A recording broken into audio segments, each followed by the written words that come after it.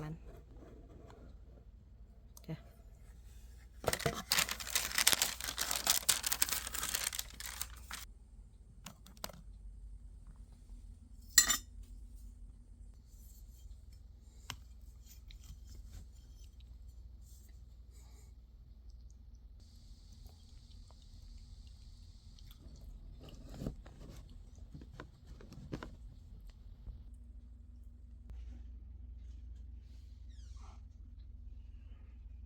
Snack time. Bismillahirrahmanirrahim. Allahumma barik lana fi ma razaqtana wa qina adzabannar.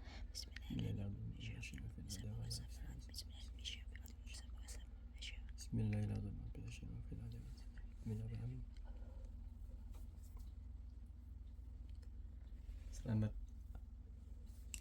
Selamat makan.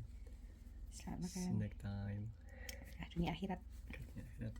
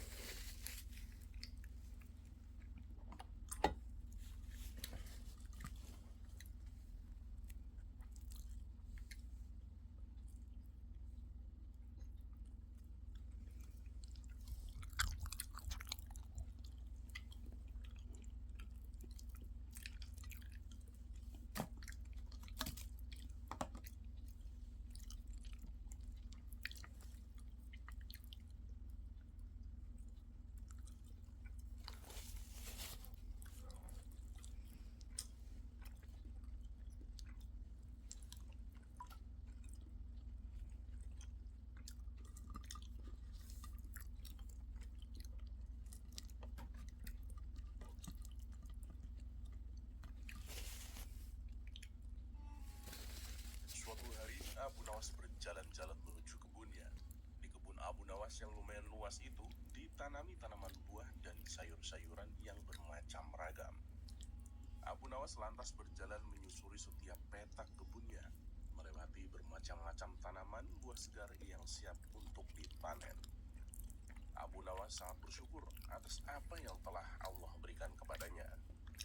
Suasana pada hari itu cukup terik, sehingga membuat Abu Nawas sangat lelah dan memilih berteduh di bawah pohon beringin yang tumbuh di sekitar situ, sambil menyantap bekal makanan yang sudah disiapkan istrinya.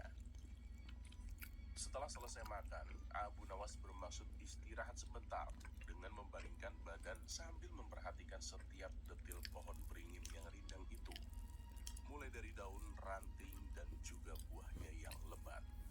Setelah terus-menerus memperhatikan pohon tersebut, tiba-tiba saja terlintas sesuatu di pikirannya. Abu heran, apa sebabnya pohon beringin yang sebesar ini, tapi buahnya hanya sekecil itu? Padahal pohon labu yang kecil merambat dan mudah patah saja bisa menghasilkan buah yang besar-besar.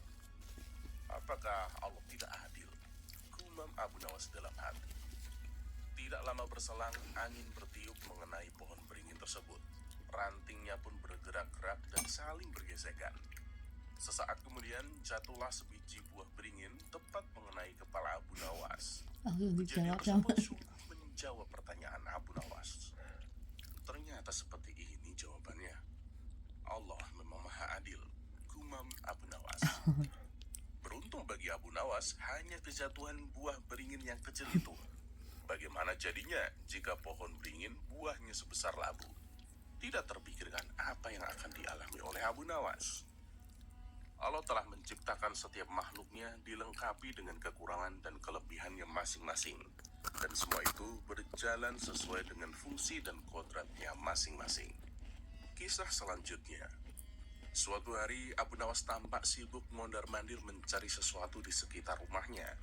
Ia terus mencari-cari namun tak pernah menemukannya.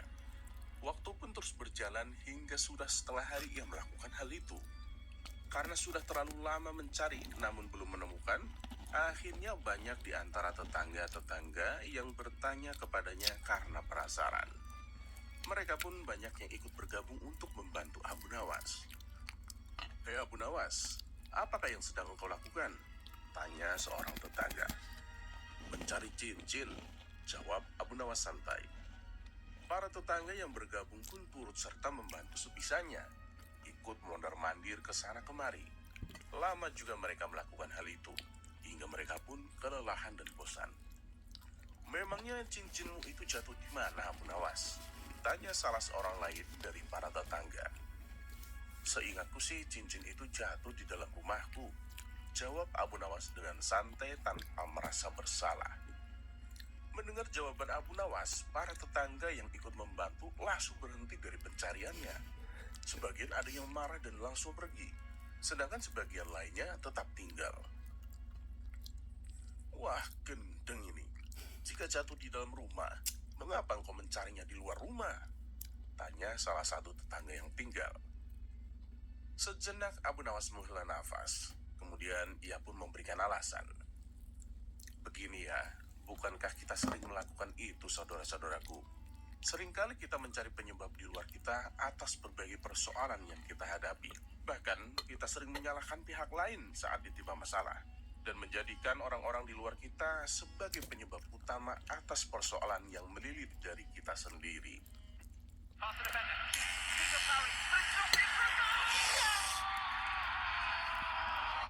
Utama atas persoalan yang melilit dari kita sendiri.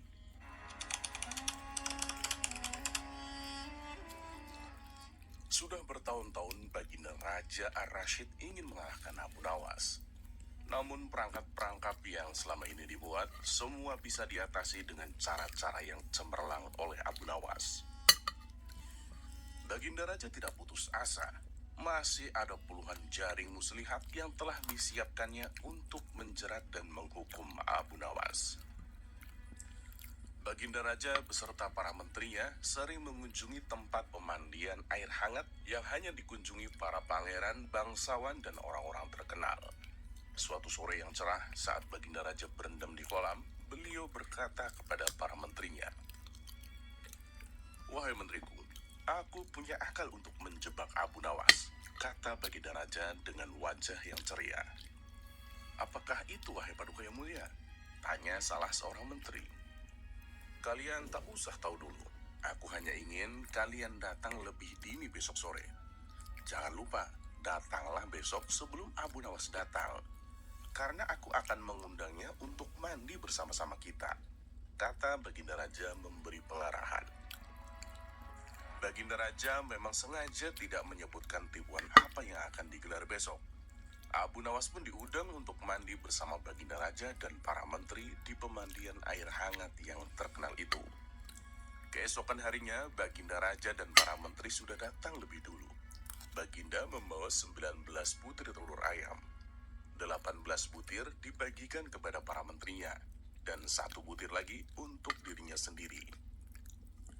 Kemudian Baginda memberi pengarahan singkat tentang apa yang telah direncanakannya untuk menjebak Abu Nawas. Ketika Abu Nawas datang, Baginda Raja beserta para menteri sudah berendam di kolam. Abu Nawas pun lalu melepas pakaian dan langsung ikut berendam. Abu Nawas berharap-harap cemas. Kira-kira permainan apa lagi yang akan dihadapinya?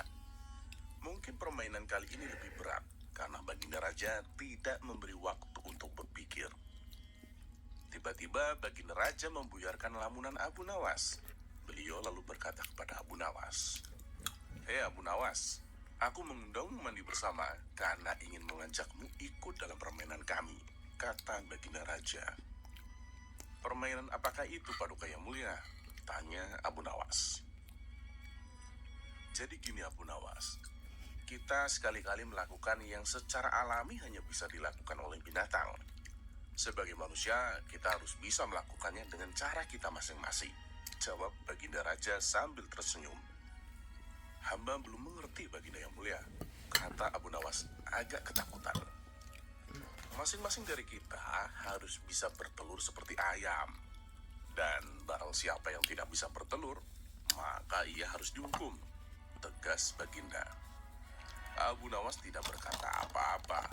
Wajahnya nampak murung. Ia semakin yakin dirinya tak akan bisa lolos dari lubang jebakan Baginda dengan mudah. Melihat wajah Abu Nawas murung, wajah Baginda Raja semakin berseri-seri. "Nah, sekarang apa lagi yang kita tunggu? Kita menyelam, lalu naik ke atas sambil menunjukkan telur kita masing-masing," perintah Baginda Raja. Baginda Raja dan para menteri pun mulai menyelam, kemudian naik ke atas satu persatu dengan membawa sebutir telur ayam. Abu Nawas masih di dalam kolam. Ya, tentu saja